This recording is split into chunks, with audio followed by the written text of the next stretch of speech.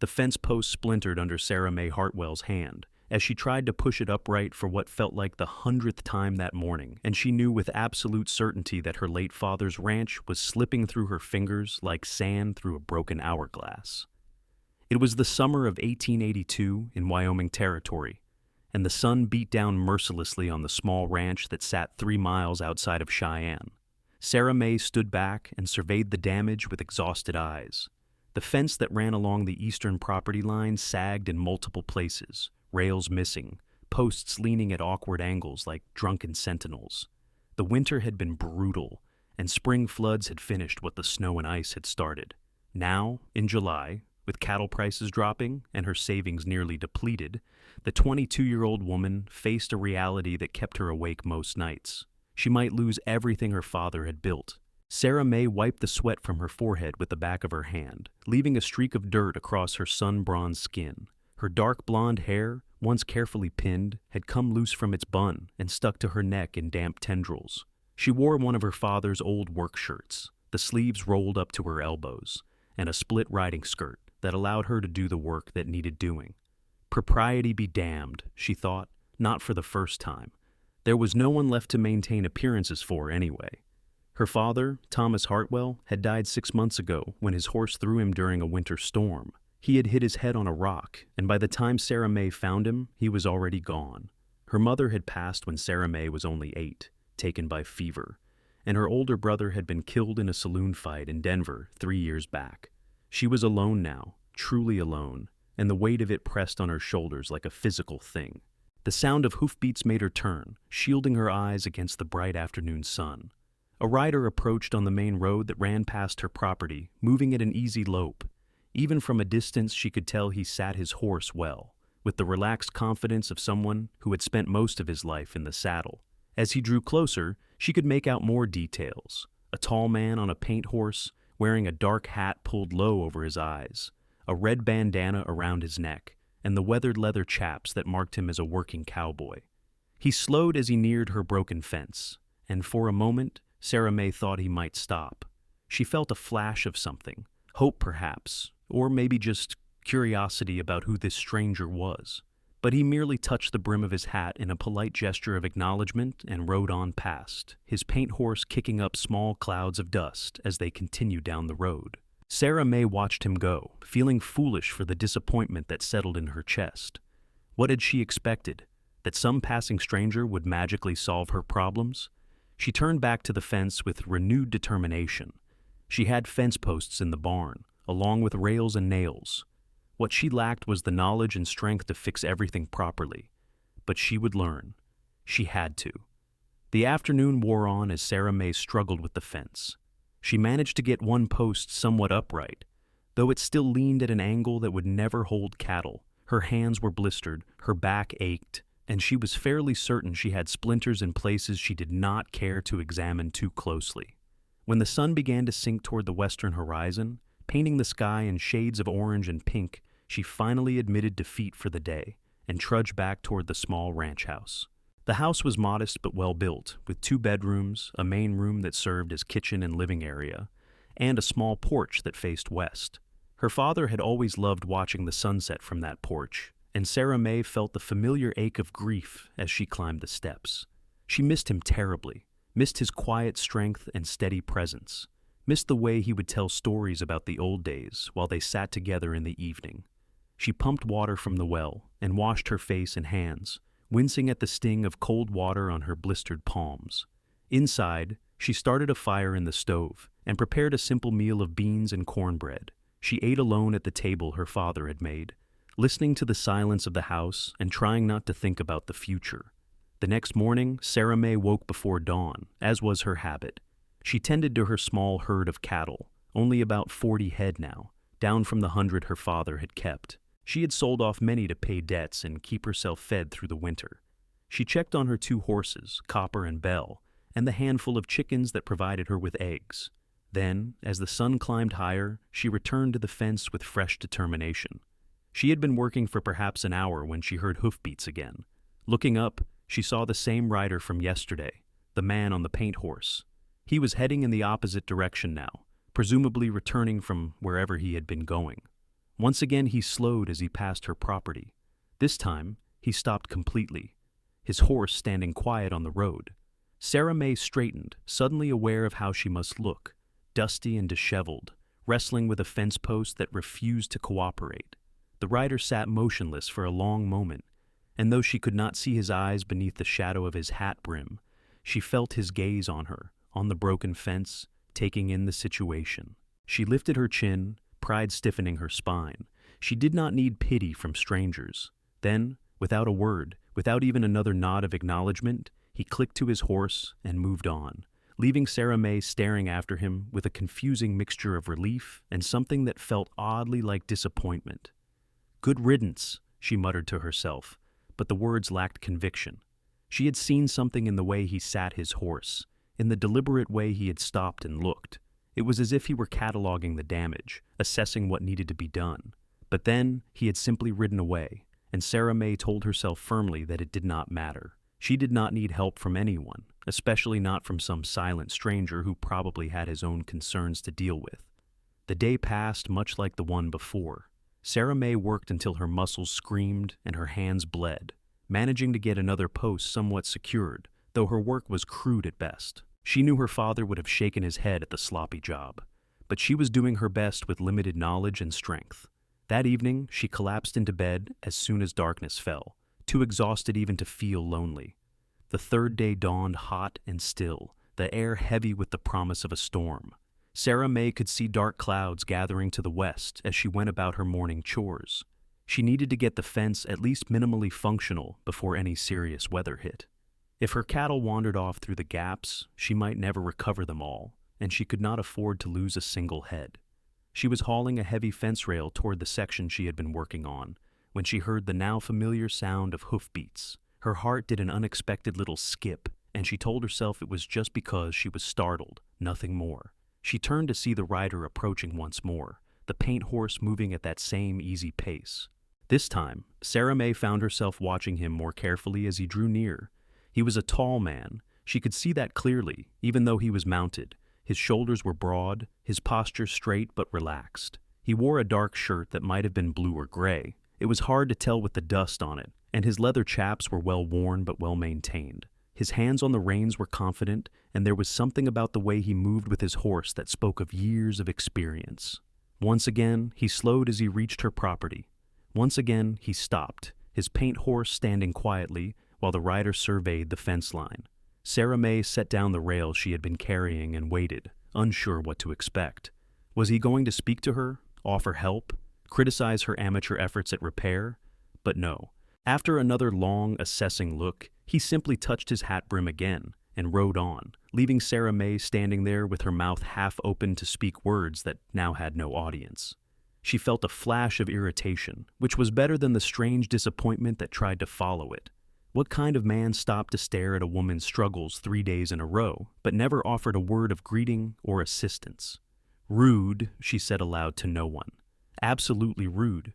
But even as she said it, she remembered the courteous tilt of his hat, the respectful way he had kept his distance. It was not rudeness, exactly. It was something else, something she could not quite name. She worked through the morning as the clouds built higher and darker in the west. The air grew thick and oppressive, and the cattle were restless, sensing the coming storm. Sarah Mae knew she should quit and secure everything before the weather hit, but she was so close to getting another section stabilized. She pushed on, ignoring the warning rumble of thunder in the distance. That night, alone in her house with the wind beginning to howl around the eaves, Sarah Mae found herself thinking about the silent rider. Who was he? Where was he going each day, back and forth on that same road? Why did he stop to look at her fence but never speak? The question circled in her mind as she lay in bed, listening to the storm rattle the windows. She must have eventually fallen asleep, because she woke to gray dawn light and the sound of rain drumming on the roof. The storm had broken in earnest, and Sarah Mae groaned as she climbed out of bed, knowing what this meant for her fence work. The ground would be muddy and treacherous, making it even harder to set posts properly. She might have to abandon the effort entirely until things dried out. After a quick breakfast, she pulled on her father's old oilskin coat and ventured outside to check on the animals. The rain was steady but not violent, the worst of the storm having passed in the night. The cattle had bunched together in the lee of the small hill that marked the northwestern corner of her property, and the horses were safe in the barn. Everything seemed secure enough, all things considered. As she walked back toward the house, her eyes automatically went to the eastern fence line, and she stopped dead in her tracks. For a moment, she thought she must be seeing things, that the gray light and rain were playing tricks on her eyes. She blinked, rubbed her wet face, and looked again.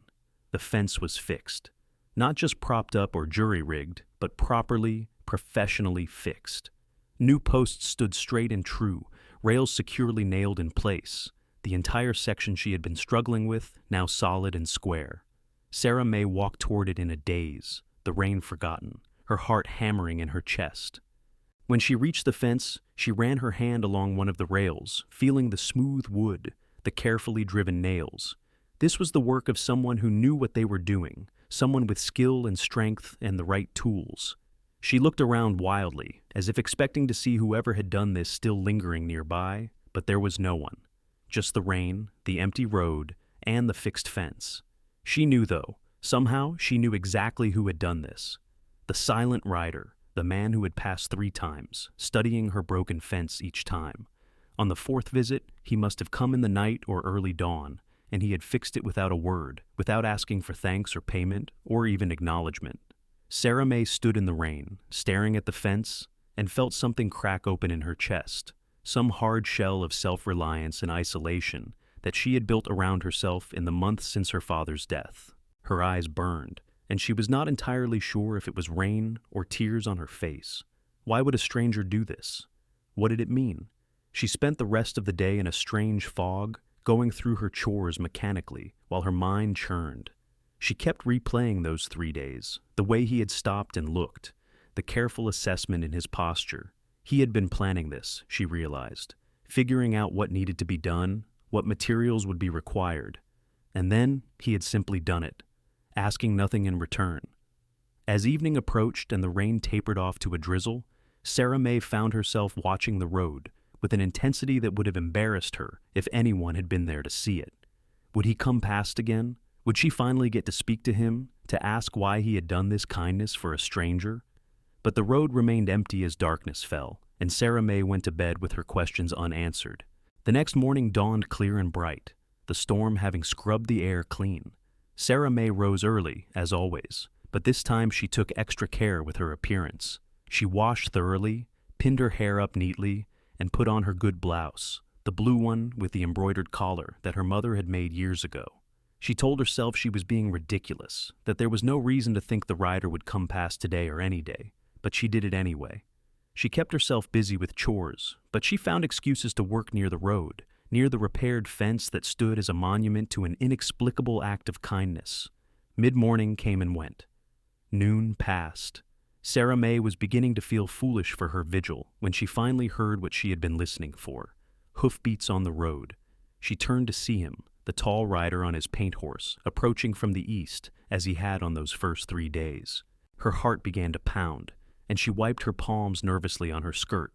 This time, she would speak to him. This time, she would get answers. As he drew near, she stepped closer to the road, positioning herself so he could not easily pass without acknowledging her. The rider slowed, as he had before, and then stopped. For a long moment, neither of them spoke. Sarah Mae found herself looking up at a weathered face that might have been anywhere from late 20s to mid-30s, with strong features and the kind of tan that came from years of outdoor work. His eyes, she saw now, were a striking gray blue, the color of storm clouds, and they regarded her with a quiet intensity that made her breath catch. "Thank you," she said, her voice coming out stronger than she felt. "For the fence. I know it was you." He nodded slowly, a single dip of his head, but said nothing. The silence stretched between them, not quite uncomfortable, but weighted with unspoken things. Sarah Mae had prepared a dozen questions, but under that steady gaze, they all seemed to evaporate. "Why?" she finally asked, the one word that mattered most. "Why would you do that for someone you do not even know?" For a moment, she thought he was not going to answer, that he would simply tip his hat and ride away again, leaving her with more mysteries than answers. But then he spoke, and his voice was deep and slightly rough, as if from disuse. "Seemed like you needed it done," he said simply. "And I could do it. But you do not know me, Sarah Mae protested. I could be anyone. I have no way to pay you. Something that might have been a smile flickered across his face, so brief she almost missed it. Did not ask for payment, he said. Name is Cole, Cole Dalton. Sarah Mae Hartwell, she replied automatically, then found herself adding, This was my father's ranch. He passed this winter. Cole nodded again, and there was understanding in his eyes, the kind that came from personal experience with loss. I am sorry, he said, and the simple words carried genuine sympathy. Where are you heading? Sarah Mae asked, suddenly desperate to keep him there, to keep this conversation going. You have passed by several times now. Working the Morrison spread, about 7 miles east, Cole said. They hired me on for the summer gather. Been riding back and forth to Cheyenne for supplies, helping move equipment. That is a long ride to make so often, Sarah Mae observed. I do not mind the ride, Cole said. There was something in the way he said it, in the way his eyes rested on her face, that made Sarah Mae's cheeks warm. Had he been taking this route deliberately? The Morrison Ranch was east of her property, true enough, but there were other roads to Cheyenne, some more direct than this one. Would you like some coffee? The words were out of Sarah Mae's mouth before she fully thought them through. It is the least I can offer, after what you did. Cole hesitated, and Sarah Mae held her breath. Then he dismounted in one smooth motion, landing lightly on his feet. He was even taller than she had thought, a good 6 feet or more, and as he stood before her, she had to tilt her head back to meet his eyes. Coffee would be good, he said. Thank you. Sarah Mae led him toward the house, acutely aware of his presence behind her, of the quiet jingle of his spurs and the creak of his leather chaps. She felt suddenly nervous about the state of her home, about what he would think of her modest living conditions. But when they stepped inside, Cole removed his hat respectfully and looked around with what seemed like approval. Good solid house, he commented. Your father built it? Yes, Sarah Mae said, moving to the stove to stoke the fire. He built everything here, started with nothing but a claim and a dream, and he turned it into this. She gestured around the small but comfortable room, then felt her throat tighten. And now I am losing it, piece by piece. She had not meant to say that, had not meant to reveal her troubles to this near stranger, but something about Cole's quiet presence seemed to invite honesty. She busied herself with the coffee, aware of his eyes on her. How many had you running? Cole asked, settling into one of the chairs at the table. 40 now, Sarah Mae said. We had 100 before my father died, but I had to sell off most of them to pay debts and make it through the winter. 40 is enough to build from, Cole observed, if you can hold on to them. That is the problem, Sarah Mae admitted, bringing 2 cups of coffee to the table and sitting down across from him. I can barely manage the day-to-day work, let alone make any improvements or grow the herd. And now, with the fence failing, I was terrified they would wander off and I would never find them. Cole took a sip of his coffee, his expression thoughtful. You have no family? No one to help? Sarah Mae shook her head. My mother died when I was young. My brother was killed 3 years ago. It is just me now. That is a heavy load for one person, Cole said quietly. There was no pity in his voice, just a statement of fact. And Sarah Mae appreciated that more than she could say. I am managing, she said, lifting her chin. I will find a way. Cole nodded, and that almost smile flickered across his face again. I believe you will, he said. You have got the look of someone who does not quit easy. They talked for a while longer, the conversation flowing more easily than Sarah Mae would have expected. She learned that Cole was from Texas originally, that he had been working ranches across the West since he was 16, that he had no family left either. He had a quiet way of speaking that made her lean in to listen, and an understated sense of humor that surprised a laugh out of her more than once. When he finally stood to leave, Sarah Mae felt a pang of regret. I appreciate the coffee, Cole said, settling his hat back on his head. And the conversation. I should be thanking you, Sarah Mae said, walking him to the door. For the fence, for stopping, for everything. Cole paused on the porch, looking out at the ranch spread before them. Your father built something good here, he said. Would be ashamed to let it go. I do not intend to, Sarah Mae said firmly. Whatever it takes, I will hold on to this place. Cole nodded, his eyes meeting hers. If you need help again, he said slowly, as if choosing his words carefully, I would not mind lending a hand. I have got some free time in the evenings and on Sundays. Sarah Mae's heart skipped. I could not ask you to do that, she protested. You have already done so much. You are not asking, Cole pointed out. I am offering. He turned to face her fully. Truth is, I do not mind the company. Gets lonely, working and riding alone all the time.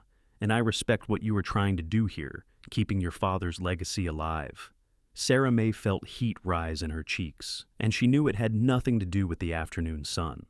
I would be grateful, she said softly.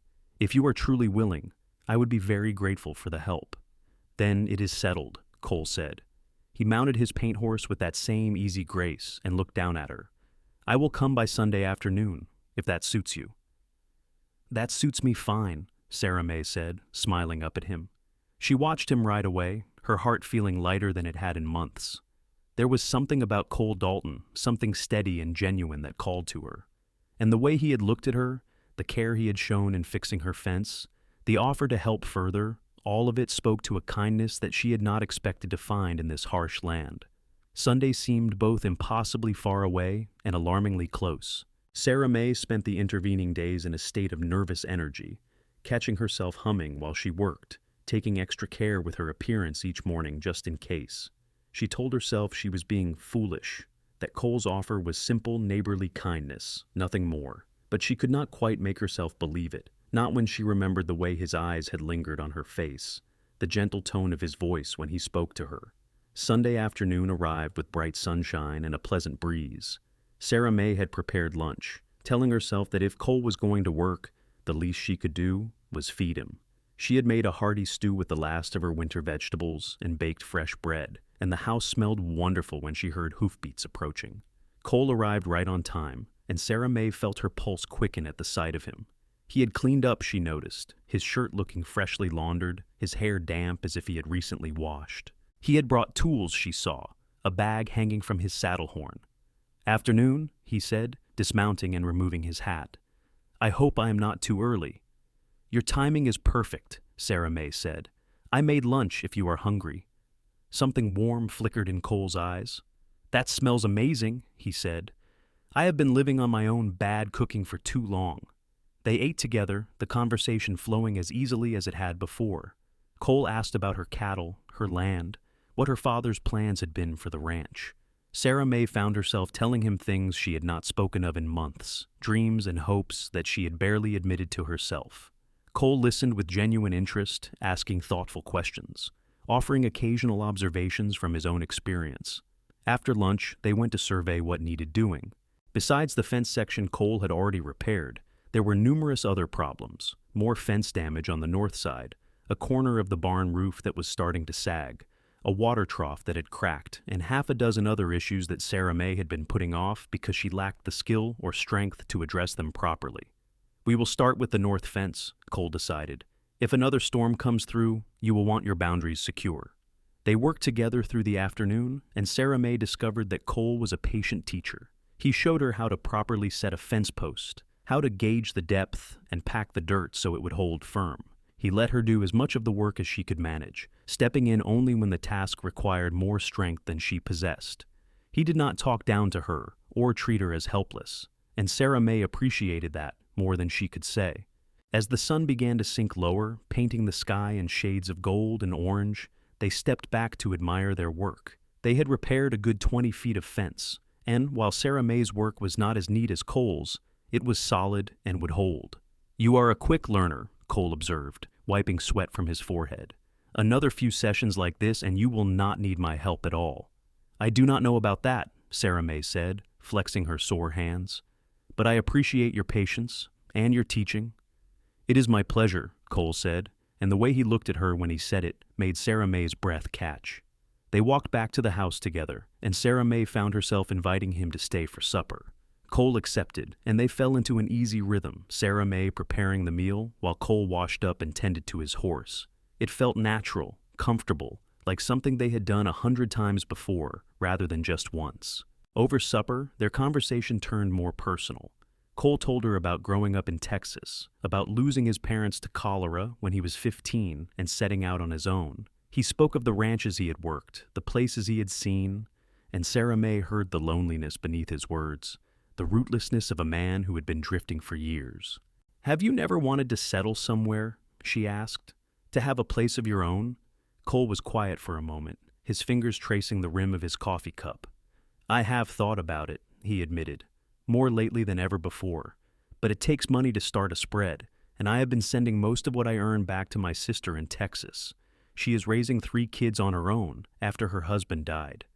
That is kind of you, Sarah Mae said softly. Your sister is lucky to have your support. Family takes care of family, Cole said simply. Or at least, they should. He looked at her across the table. Your father would be proud of you, Sarah Mae. The way you are fighting to keep this place, refusing to give up. That takes courage. Sarah Mae felt tears prick her eyes at the unexpected words. Some days, I do not feel very courageous, she confessed. Some days I just feel scared and overwhelmed.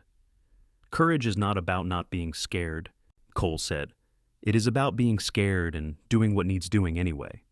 He reached across the table, and after a moment's hesitation, took her hand in his. His palm was rough with calluses, warm and strong, and Sarah Mae felt a thrill run through her at the contact. You are one of the bravest people I have met, he said quietly. They sat like that for a long moment, hands clasped across the table, and Sarah Mae felt something shift between them, something that had been building since that first day he had ridden past her broken fence. This was more than simple kindness, more than neighborly help. This was the beginning of something real and deep, something that both excited and terrified her. Cole left as full darkness fell, but he promised to return the following Sunday. As Sarah Mae watched him ride away, she touched her hand where his had been and felt her heart full to bursting. She had been alone for so long, carrying the weight of the ranch and her grief by herself, that she had forgotten what it felt like to have someone to share the burden with. Cole made her remember, and more than that, he made her hope for things she had thought lost to her forever. The week passed slowly. Sarah Mae found herself working with renewed energy, tackling projects she had been avoiding, driven by a new sense of purpose. She cleaned the house thoroughly, tended her garden with extra care, and even attempted some of the fence repairs on her own, using what Cole had taught her. The results were imperfect but serviceable, and she felt a flush of pride at her accomplishment. Cole returned the following Sunday as promised, and the Sunday after that, and the one after that. Through July and into August, he came every week, sometimes staying just a few hours, sometimes spending the whole afternoon and evening. Together they repaired the barn roof, fixed the water trough, mended more fence, and tackled a dozen other projects that had been beyond Sarah Mae's ability alone. But more than the physical work, Sarah Mae treasured the time they spent simply talking. Cole was not a man of many words, but when he spoke it was with thoughtfulness and sincerity. He told her stories of his travels, and she told him about growing up on the ranch, about her mother's gentle ways and her father's gruff affection. They discovered shared values and surprisingly similar senses of humor, and slowly, carefully, they began to open their hearts to each other. One Sunday in mid-August, Cole arrived with a surprise, a puppy, a wriggling ball of brown and white fur that he pulled from his saddlebag with a slightly sheepish expression. One of the hands at the Morrison place had a dog that just whelped, he explained, as Sarah Mae squealed with delight and took the puppy into her arms. I thought you could use the company out here, and a good cattle dog is worth its weight in gold. She is perfect, Sarah Mae said, laughing as the puppy licked her face enthusiastically. What should I name her? That is your decision, Cole said, but his eyes were warm as he watched Sarah Mae cuddle the puppy. Daisy, Sarah Mae decided. I will call her Daisy. As the puppy explored her new home, sniffing everything and tumbling over her own paws, Sarah Mae stepped close to Cole. Thank you, she said softly. For this, for everything. You have done so much for me, Cole, more than I can ever repay. I do not want repayment, Cole said, his voice rough. He reached up and gently tucked a strand of hair behind her ear, his fingers lingering against her cheek. Sarah Mae, I hope you know that I am not just here for the work. Her heart was pounding so hard she was sure he must be able to hear it. Why are you here then? She whispered, though she thought she knew, hoped she knew.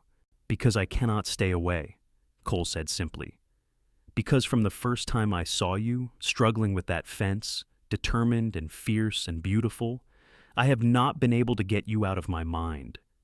He cupped her face in his hands, his touch infinitely gentle. "I am falling in love with you, Sarah Mae. I think I have been falling since that very first day." Tears spilled down Sarah Mae's cheeks, but they were tears of joy. "I love you too," she said, her voice breaking. "I was so alone, Cole, and you came into my life like an answer to a prayer. I did not even know I was praying." Cole kissed her then, a tender, reverent kiss that spoke of restrained passion and deep feeling. Sarah Mae melted into him, her hands gripping his shirt, and for the first time since her father's death, she felt truly safe, truly home. When they finally broke apart, both breathless, Cole rested his forehead against hers. "I do not have much to offer you," he said quietly. "No land of my own, not much in the way of savings. But I swear to you, Sarah Mae, I will work every day to be the man you deserve. I will help you build this ranch back up, make it something your father would be proud of, if you will have me." "If I will have you?" Sarah Mae laughed through her tears. "Cole Dalton, I cannot imagine my life without you anymore. Yes, of course, yes." They talked long into the evening, making plans and dreaming dreams. Cole would finish out his contract with the Morrison Ranch, which ran through the end of September. In the meantime, he would continue to help Sarah Mae with the ranch, and they would court properly, though both of them already knew where their hearts lay.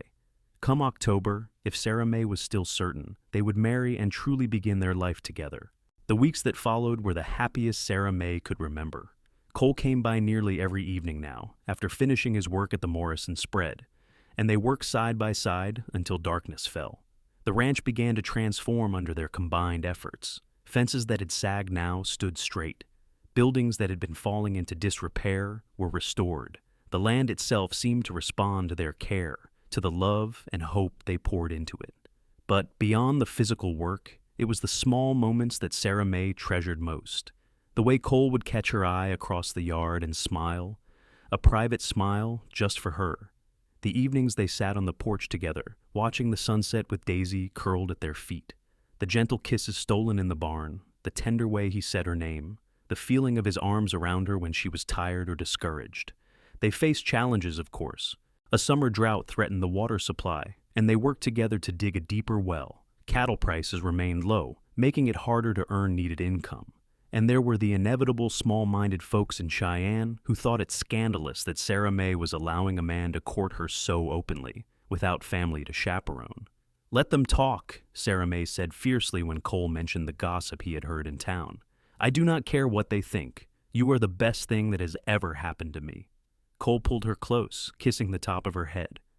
"You are the best thing that has happened to me, too," he murmured. "I was lost before I found you, Sarah Mae, just drifting through life with no real purpose. But now I have something to build toward, someone to build it with." As September drew to a close, they began making definite plans for their wedding. It would be a simple affair, they decided, just the two of them, and a preacher in Cheyenne, maybe followed by a small meal at the hotel. Neither of them had family to invite, and that was a bittersweet realization. But they had each other, and that was what mattered. Cole's last day at the Morrison Ranch came at the end of September. He rode to Sarah Mae's place directly from there, his few possessions packed in his saddlebag, his pay for the summer carefully saved. When Sarah Mae ran out to meet him, he swept her into his arms and spun her around, both of them laughing. "Free man," he announced, "and ready to start our life together." They rode into Cheyenne the next morning, both dressed in their Sunday best. Sarah Mae wore her mother's wedding dress, carefully preserved in a trunk all these years. It was a simple gown of ivory linen, with delicate lace at the collar and cuffs, and when Cole saw her in it, his eyes grew suspiciously bright. "You are beautiful," he said hoarsely. "The most beautiful thing I have ever seen." The ceremony was brief but meaningful. They stood before the preacher in the small church, hands clasped, and spoke their vows with voices that trembled with emotion. When Cole kissed her as his wife, Sarah Mae felt as if her heart would burst with happiness. They had both been alone for so long, both lost and struggling, and now they had found each other, found home. They spent their wedding night at the hotel in Cheyenne, a luxury they could barely afford, but both agreed was worth it. Cole was tender and patient, and Sarah Mae discovered that the physical expression of their love was as natural and right as everything else between them. They lay together afterward, wrapped in each other's arms, and talked until dawn about their plans and hopes for the future. The next morning, they rode back to the ranch as husband and wife, and Sarah Mae had never felt more complete. The little house that had seemed so empty and lonely now felt warm and full of life with Cole in it. They fell into a rhythm easily, working together to prepare for winter, to shore up their defenses against the cold months ahead. Cole proved to be everything Sarah Mae had hoped, and more. He was tireless in his work, always finding ways to improve their operation or increase efficiency. He was patient when she struggled with a task, encouraging when she felt discouraged. And he was affectionate in ways both large and small, stealing kisses when they passed each other during the day, holding her close at night, telling her often how much he loved her. In October, they made the decision to use Cole's savings and a small loan to purchase 10 more head of cattle. It was a risk, stretching their resources thin, but Cole was confident they could manage it. "We need to build up the herd if we are going to make this place truly profitable," he explained as they discussed the matter one evening. "And cattle prices will not stay low forever. When they rise again, we want to have stock to sell." Sarah Mae trusted his judgment, and the decision proved sound. Through that winter, they managed their expanded herd carefully, ensuring all the cattle had adequate food and shelter. It was hard work, often brutal in the bitter cold, but they faced it together, and that made all the difference. During the long winter evenings, they sat by the fire and made plans. They talked about building an addition onto the house eventually, about expanding their operation, about the life they were building together, and sometimes they talked about children, about the family they hoped to have someday. "I want a whole houseful," Sarah Mae confessed one snowy night, curled against Cole's side on the settee. "I grew up so lonely after my mother died. I want our children to always have siblings, to never feel alone the way I did." "Then that is what we will have," Cole promised, kissing her forehead. "As many children as you want, as long as they have your strength and your beautiful eyes." Winter gradually gave way to spring, and with the warmer weather came new life. 3 of their cows calved successfully, increasing their herd. Sarah Mae's garden began to flourish under her care. And in late April, Sarah Mae realized with a mixture of joy and terror that she was pregnant. When she told Cole, he actually let out a whoop of delight and picked her up, spinning her around much as he had on his last day at the Morrison Ranch. "A baby," he kept saying, his face split in a huge grin. "We are going to have a baby." "You are happy then?" Sarah Mae asked, laughing at his enthusiasm. "Happy?" Cole set her down gently and cupped her face in his hands. "Sarah Mae, I am beyond happy. I am blessed. You have given me everything I never dared to hope for, and now a child too. I am the luckiest man alive." The pregnancy progressed smoothly through the spring and into summer. Cole became almost comically protective, insisting that Sarah Mae not lift anything heavy or work too hard. Sarah Mae bore his fussing with good humor, knowing it came from love. She did agree to limit her more strenuous activities, focusing instead on tasks like tending the garden, caring for the chickens, and managing the household while Cole handled the heavy ranch work. They hired on a local young man named Billy to help during the summer months, which eased the workload considerably.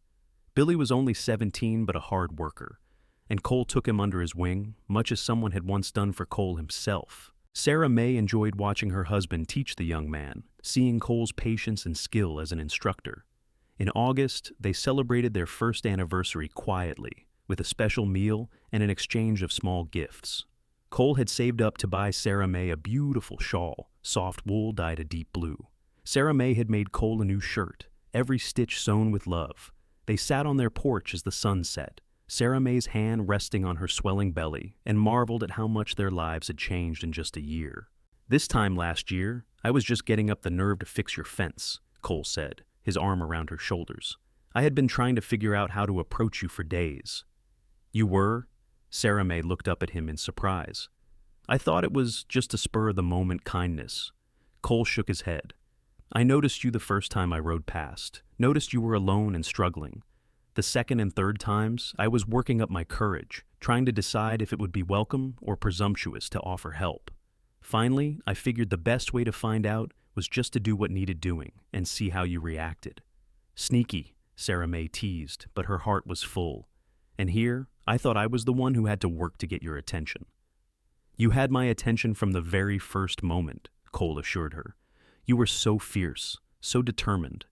I fell a little bit in love with you right then, even though I did not know your name." They sat in comfortable silence for a while, watching the sky turn from gold to pink to deep purple. Sarah Mae thought about that broken fence, about the mysterious stranger who had fixed it, about all the unlikely events that had led to this moment. It seemed like fate, like the universe conspiring to bring two lonely souls together. In early December, on a cold but clear day, Sarah Mae went into labor. Cole rode hard for the doctor in Cheyenne, while the neighbor woman, Mrs. Peterson, stayed with Sarah Mae. The labor was long and difficult, lasting through the night and into the next day, and there were moments when Cole feared he would lose both his wife and child. But Sarah Mae was strong, stronger even than Cole had known, and just as dawn broke on the second day, she delivered a healthy baby boy. Cole was at her side, holding her hand, and when the doctor placed their son in Sarah Mae's arms, they both wept with joy and relief. "He is perfect," Sarah Mae whispered, exhausted but radiant. "Cole, look at him. He is absolutely perfect." The baby had a shock of dark hair, and, when he opened his eyes, they were the same stormy gray-blue as his father's. Cole touched one tiny fist with a trembling finger, overwhelmed by the fierce rush of love and protectiveness he felt for this small scrap of humanity. "What should we name him?" he asked, his voice thick with emotion. "Thomas," Sarah Mae said without hesitation. "After my father, Thomas Cole Dalton." "Thomas Cole," Cole repeated, trying out the name. I like that very much." He leaned down to kiss Sarah Mae's forehead. "Thank you," he whispered. "Thank you for him, for you, for this life we have built together." Those first weeks with a newborn were challenging. Young Thomas was a healthy baby, but had powerful lungs and used them often, especially at night. Cole and Sarah Mae took turns walking him, soothing him, and somehow managing the ranch work on very little sleep. But even in the exhaustion, there was joy. Watching Cole hold their son, seeing the tenderness in his rough hands as he cradled the baby, made Sarah Mae fall in love with her husband all over again. Winter passed, and then spring came again, and with it, the constant demands of ranch life. They managed, though, finding their rhythm as a family. Billy came back to help for another summer, and this time they were able to hire him for longer, which was a tremendous help. The herd continued to grow, and cattle prices finally began to rise, easing their financial strain. Thomas was a happy, active baby who grew quickly. By his first birthday, he was toddling around the ranch, getting into everything, and both Cole and Sarah Mae had to develop eyes in the backs of their heads to keep him safe. Daisy appointed herself the baby's guardian, following him everywhere and gently herding him away from danger when she could. In the fall of that year, Sarah Mae discovered she was pregnant again. This time, she was more confident, knowing what to expect. Cole was just as delighted as he had been the first time, though perhaps slightly less inclined to panic at every little thing. Their second child, a daughter they named Emily Grace, was born the following June. She was smaller and quieter than Thomas had been, with her mother's blonde hair and delicate features. "Now we have one of each," Cole said, cradling his daughter while Thomas slept, curled against Sarah Mae. "Our family is complete." "Complete?" Sarah Mae raised an eyebrow. "I seem to remember someone saying they wanted a whole house full of children." Cole laughed. "I did say that, did I not? Well, I suppose we have time to work on it." As the years passed, the ranch prospered. Through hard work and careful management, Cole and Sarah Mae built it into one of the most respected operations in the area. They added to their land through strategic purchases, expanded their herd to over 200 head, and built a larger house to accommodate their growing family. Because their family did grow. After Emily came Daniel, then Margaret, and finally, when Sarah Mae was 33 and they thought they were done, surprise twins. A boy and girl they named Samuel and Charlotte. 6 children in total, and the house was indeed full of noise and laughter and love. Cole proved to be a wonderful father, patient and loving, but firm when he needed to be. He taught his sons to ride and rope, to work cattle and mend fences, passing on the skills he had learned over a lifetime of ranch work. He was equally devoted to his daughters, teaching them that they could do anything their brothers could do, that strength came in many forms. Sarah Mae thrived as a mother and ranch wife. She managed the household with efficiency, maintained a large garden that fed the family year-round, and was known throughout the area for her generosity to neighbors in need. She never forgot the kindness of the stranger who had fixed her fence all those years ago, and she made sure to extend that same kindness to others whenever she could. As the children grew, they each developed their own personalities and interests. Thomas, the eldest, was serious and responsible, his father's right hand on the ranch from an early age. Emily was gentle and artistic, always drawing or making up stories. Daniel was the adventurous one, constantly exploring and getting into scrapes. Margaret was fiercely independent, determined to prove she was as capable as any of her brothers. The twins, Samuel and Charlotte, were inseparable, seemingly able to communicate without words. Through it all, Cole and Sarah Mae's love for each other never dimmed. If anything, it grew stronger with time, deepened by shared trials and triumphs, by the life they had built together from nothing. They still stole moments alone when they could, still sat on the porch in the evenings watching the sunset, still looked at each other across a crowded room, and smiled with the knowledge of all they shared. One evening in late summer, when they had been married nearly 18 years, Cole and Sarah Mae sat on that same porch where they had spent so many evenings. The children were all inside, the older ones helping the younger ones get ready for bed. And for a moment, the couple had peace and quiet. "Do you ever think about that day?" Sarah Mae asked, leaning against Cole's shoulder. "The day you fixed the fence?" "Often," Cole admitted. "I think about how close I came to just riding past, minding my own business. I almost did, you know. The first 3 times, I almost convinced myself it was not my concern." "What made you stop?" Sarah Mae asked. "What made you decide to help?" Cole was quiet for a moment, considering. "I saw myself in you, I think," he said finally. "Someone alone, struggling, refusing to give up even when the odds were against them. And I thought, if someone had stopped to help me when I was at my lowest, how different might my life have been. So I decided to be that person for you." Sarah Mae turned to look at him, her eyes bright with unshed tears. "You saved me, Cole, not just the ranch, but me. I was drowning in loneliness and grief, and you threw me a lifeline."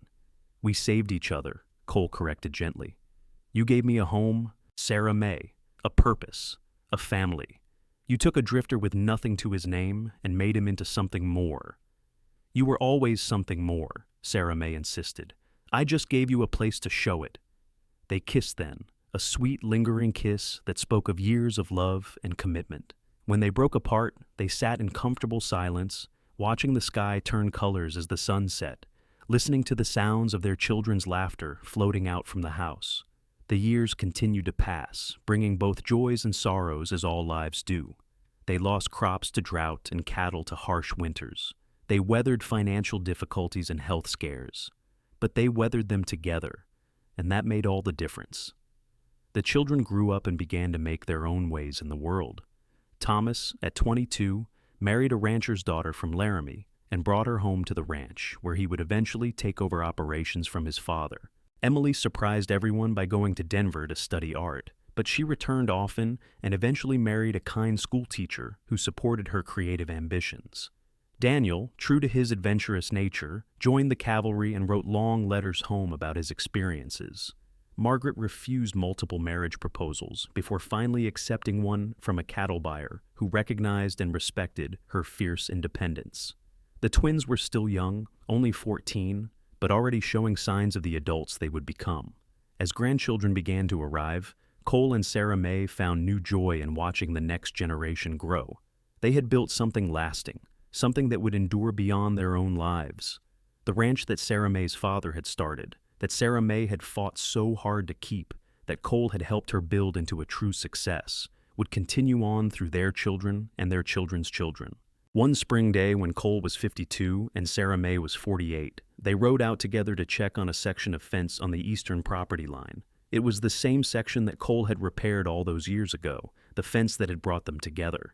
Over the years, it had been maintained and rebuilt multiple times, but it still held a special significance for both of them. As they sat on their horses, looking at the sturdy fence, Sarah Mae reached over and took Cole's hand. "Do you have any regrets?" she asked. "If you could go back and change anything, would you?" Cole squeezed her hand, his weathered face creasing in a smile. "Not a single one," he said firmly. "Every hardship, every struggle, every challenge led me to you and to this life. I would not change a moment of it." Even the time Daniel set the barn on fire trying to smoke a bee's nest? Sarah Mae asked with a laugh. Even that, Cole confirmed, chuckling. Though I will admit there was a moment there when I questioned our decision to have so many children. They laughed together, remembering all the chaos and joy their large family had brought into their lives. Then they rode on, checking the fence line as they had done countless times before, side by side, partners in every sense of the word. The years were kind to them. They aged together gracefully, their hair turning silver, their faces becoming lined with the evidence of years of laughter and life lived outdoors. They remained active on the ranch well into their 60s, though they gradually turned over more of the day-to-day operations to Thomas and his wife. They became the patriarch and matriarch of a large and loving family. Holiday gatherings brought children and grandchildren from all over Wyoming territory and beyond. The house would fill with noise and love, with the smell of Sarah Mae's cooking and the sound of Cole's stories about the old days. And always, always, there was the love between them, still strong, still true, still the foundation on which everything else was built. One evening, when they were both 70 years old and had been married for 48 years, they sat on their porch as they had done thousands of times before.